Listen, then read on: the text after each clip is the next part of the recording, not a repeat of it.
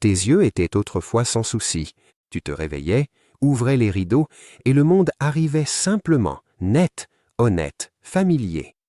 Puis un jour, ce n'est plus le cas. Un panneau de signalisation devient une tache floue. Un visage de l'autre côté de la pièce devient une supposition. Un livre devient quelque chose que tu aimais autrefois. Et le pire, ce n'est pas le flou, c'est la peur silencieuse qui l'accompagne. Parce que quand ta vision s'en va, ta confiance s'en va avec elle. Tu commences à marcher plus lentement. Tu commences à t'appuyer contre les murs. Tu commences à demander aux gens de lire des choses pour toi et tu te dis que tout va bien. Mais la nuit, dans le noir, tu y penses. Tu penses au fait d'avoir besoin d'aide pour faire les petites choses. Tu penses au fait d'être la raison pour laquelle quelqu'un doit rentrer plus vite à la maison. Tu penses à devenir un fardeau. Le vieillissement ne frappe pas toujours comme une tempête. Parfois, il arrive comme le brouillard, doux, progressif, injuste. Et quand le médecin finit par prononcer ces mots, votre vue ne fera qu'empirer. C'est comme une porte qui se ferme, une porte que vous ne pourrez pas rouvrir. Mais il y a alors cet homme, âgé de 93 ans, un peintre, les mains tachées de couleur, les épaules frêles, le dos légèrement voûté, et il fait quelque chose qui n'a aucun sens. Il enlève ses lunettes, pas pour une photo, pas pour plaisanter. Il les enlève et les range dans un tiroir comme s'il en avait fini avec elles pour toujours. Puis il sort, juste au moment où le soleil commence à décliner, et il fixe la lisière du jour comme s'il l'écoutait, comme si elle lui parlait. Et d'une manière ou d'une autre, il voit à nouveau.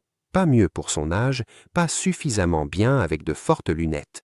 Il peint des lignes fines, mélange de minuscules nuances, lit des étiquettes, reconnaît des visages de l'autre côté de la rue à 93 ans sans lunettes, et tout a commencé avec ce qu'il appelle le rituel du coucher de soleil.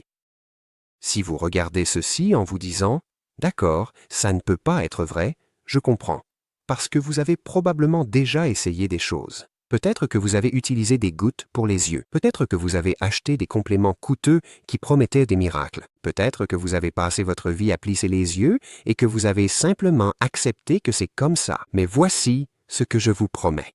À la fin de cette vidéo, vous connaîtrez exactement le secret quotidien qu'a utilisé ce peintre de 93 ans pour tout changer. Pas une idée vague, pas une citation motivante, le véritable rituel. Et avant de lever les yeux au ciel, écoutez-moi bien, il ne s'agit pas de super-pouvoir. Il s'agit de quelque chose pour lequel vos yeux ont été conçus, mais que la plupart d'entre nous ont cessé de leur permettre de faire. Aujourd'hui, beaucoup de gens vivent ainsi. Des écrans toute la journée, de la lumière artificielle toute la journée, du stress toute la journée, puis l'obscurité.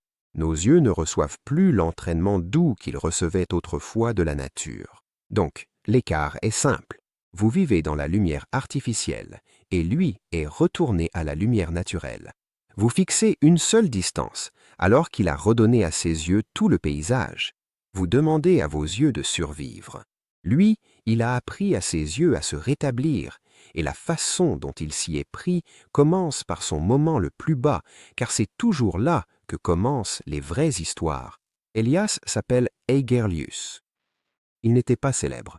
Il n'avait pas un grand atelier dans un quartier riche.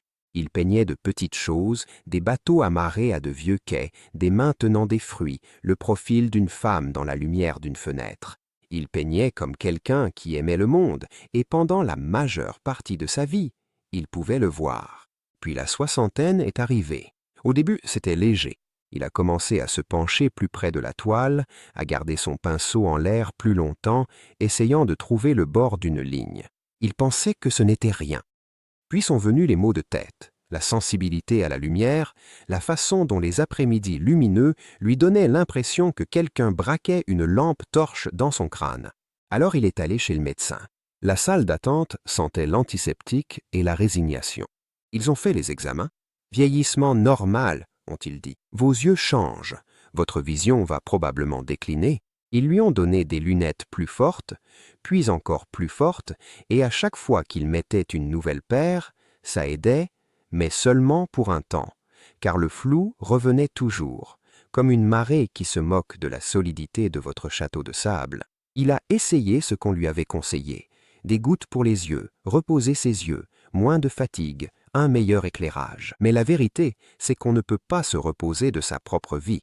Il avait toujours des factures, toujours des responsabilités, toujours des jours où il devait lire une étiquette, traverser une rue, répondre à un message, et chaque année, le monde s'éloignait un peu plus. Il a arrêté de peindre des visages. Les visages sont cruels quand on ne peut plus voir les détails. Alors, il a peint des formes plus grandes, des coups de pinceau plus larges, moins de risques. Son art a changé, non pas parce qu'il le voulait, mais parce que ses yeux l'y ont forcé. Et puis est venu le moment dont il n'a jamais parlé à personne. Un soir, il rentrait chez lui à pied. Le soleil était bas, le trottoir doré, et il a vu...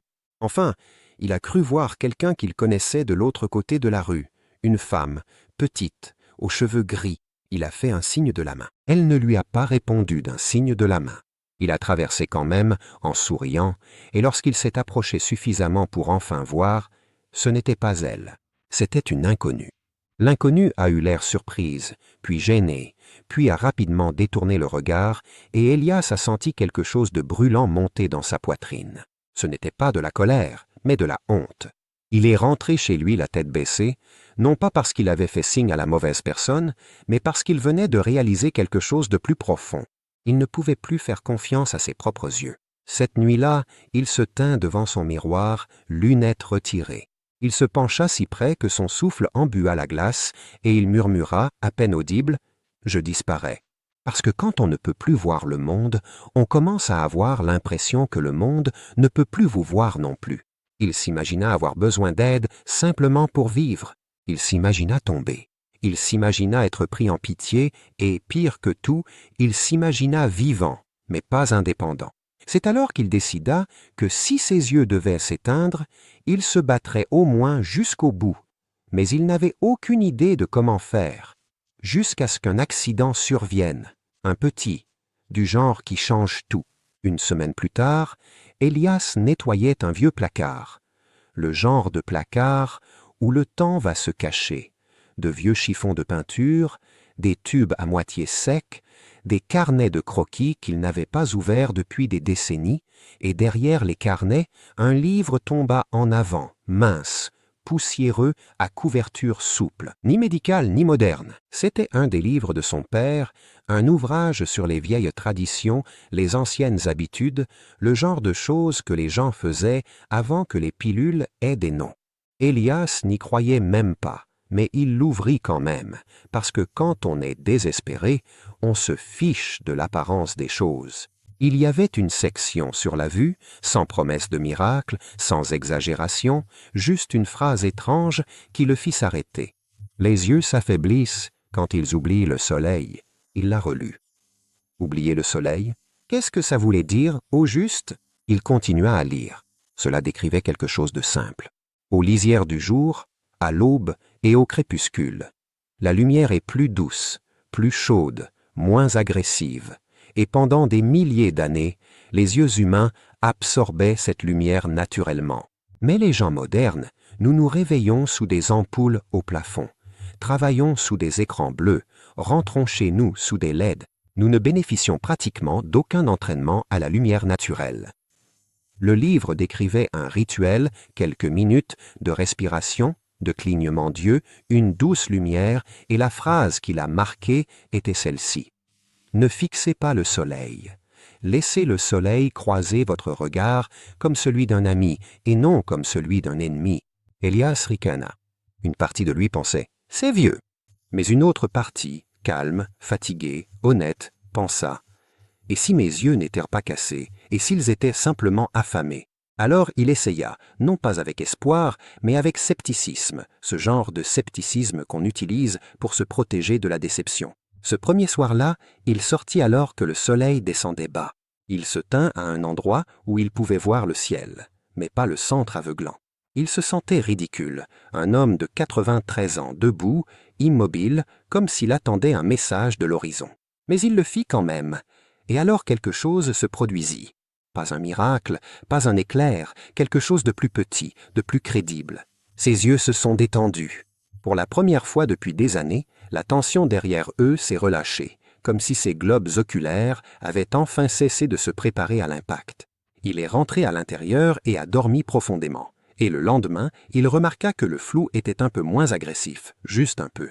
Le genre de changement qu'on pourrait presque imaginer, mais lui ne l'imaginait pas. Il a refait le test encore et encore, et ce qui avait commencé comme une étrange expérience est devenu un rituel, un rendez-vous silencieux avec la lumière mourante, le rituel du coucher du soleil. Et c'est là que commence la véritable transformation. Car le rituel n'était pas simplement de regarder le soleil, c'était une routine, une séquence, une façon d'apprendre à ses yeux à revivre. Avant d'entrer dans les étapes, je dois dire quelque chose clairement. Ceci n'est pas un avis médical. Si vous souffrez d'une maladie des yeux, de douleurs, d'une perte soudaine de la vue ou de conditions comme la dégénérescence maculaire ou le glaucome, consultez un ophtalmologiste et vous ne devriez jamais fixer le soleil éclatant. Ce que faisait Elias était doux, sûr, lent, régulier. Voici le rituel exactement tel qu'il l'a vécu, comme une histoire dans laquelle vous pouvez entrer. Il recherchait la douceur, car le soleil de midi, trop fort, c'est comme crier. Le coucher du soleil, c'est comme parler doucement. La science simple expliquée comme un humain. Une lumière vive peut fatiguer les yeux, mais une lumière douce et naturelle offre à vos yeux toute une gamme de couleurs et de luminosité, ce que la lumière intérieure ne permet pas. La lumière intérieure est plate. La lumière de la nature a de la profondeur, et vos yeux ont été conçus pour la profondeur. Deuxième étape, il ne fixait pas, il respirait avec la lumière. C'est la partie que la plupart des gens se trompent. Elias n'a jamais fixé ses yeux sur le soleil. Il se tenait face au coucher du soleil, mais il gardait son regard légèrement de côté, là où le ciel était lumineux mais agréable. Puis il a fait quelque chose d'étrangement émouvant. Il a respiré lentement et a cligné des yeux naturellement, comme s'il disait à son système nerveux « Tu n'as plus besoin de paniquer ». Parce que la vision ne concerne pas seulement les yeux. La vision, c'est aussi le cerveau, et le stress tend tout. Tes épaules, ta mâchoire, et oui, tes yeux. Quand tu détends le corps, tu détends aussi la vision. Troisième étape, il a pratiqué la vision de loin comme une compétence oubliée. Après 1 minute à simplement laisser la lumière exister, Elias a fait ceci. Il a regardé au loin la lisière des arbres, les bords des toits, les couches de nuages. Sans balayer frénétiquement du regard, il laissait simplement la distance revenir. Parce que la plupart du temps, la vie moderne piège nos yeux à une seule distance. La distance du téléphone, la distance de l'ordinateur portable, la distance du volant. Quand tu ne vis qu'en gros plan, tes yeux deviennent des animaux de gros plan. Elias a réintroduit la distance comme si c'était un vieil ami. C'est pour cela que cela ressemblait à un entraînement, pas à de la magie. Quatrième étape, il a ajouté un simple mouvement des yeux.